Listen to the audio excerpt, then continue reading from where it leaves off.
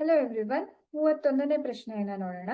24 ಮತ್ತು 36 ಈ ಸಂಖ್ಯೆಗಳ ಮೊಸ ಅ 12 ಆದರೆ ಅವುಗಳ ಲಸ ಅವನ್ನು ಕಂಡುಹಿಡಿಯಿರಿ. ಸೊ ನಾವಿಲ್ಲಿ ಒಂದು ಸೂತ್ರವನ್ನ ಬಳಸಿ ಇದರ ಉತ್ತರವನ್ನ ಕಂಡುಹಿಡಿಯಬಹುದು ಮಕ್ಕಳೇ. ಅದು ಲಸ ಅ ಎ ಮತ್ತು ಬಿ ಗಳ ಲಸ ಅ ಗುಣಿಸು ಎ ಮತ್ತು ಬಿ ಗಳ ಮೊಸ ಅ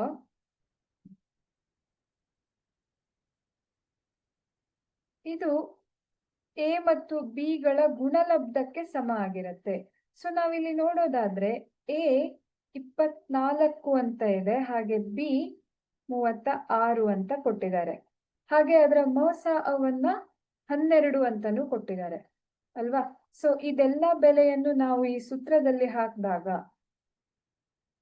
ಈ ಕೊಟ್ಟಿರುವಂತಹ ಸೂತ್ರದಲ್ಲಿ ಇದೆಲ್ಲ ಬೆಲೆಯನ್ನು ನಾವು ಹಾಕಿ ನಮಗೆ ಲಸ ಅ ಬೇಕು. ಹಾಗಾಗಿ ನಾವೇನ್ ಮಾಡಬಹುದು, ಲಸ ಅವನ್ನ ಇಲ್ಲೇ ಉಳಿಸ್ಕೊಂಡು ಲಸ ಅ ಎ ಬಿ ಅನ್ನೋದನ್ನ ಇಲ್ಲಿ ಉಳಿಸ್ಕೊಂಡು ಈ ಸಂಖ್ಯೆಯನ್ನ ಬಲಭಾಗಕ್ಕೆ, ಸಮಚಿಹ್ನೆಯ ಬಲಭಾಗಕ್ಕೆ ತಗೊಂಡ್ ಬಂದ್ರೆ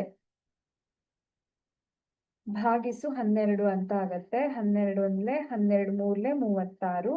ಸೊ 4 ಮೂರ್ಲೆ 12, 2 ಮೂರ್ಲೆ 6, 1 7 ಅನ್ನೋದು ನಮ್ಗೆ ಸಿಗತ್ತೆ. ಸೊ ಎ ಮತ್ತೆ ಬಿ ಅಂದ್ರೆ 24 ಮತ್ತು 36ರ ಲಸ ಅ 72 ಅನ್ನೋದನ್ನ ನಾವಿಲ್ಲಿ ನೋಡಬಹುದಾಗಿದೆ ಮಕ್ಕಳೇ.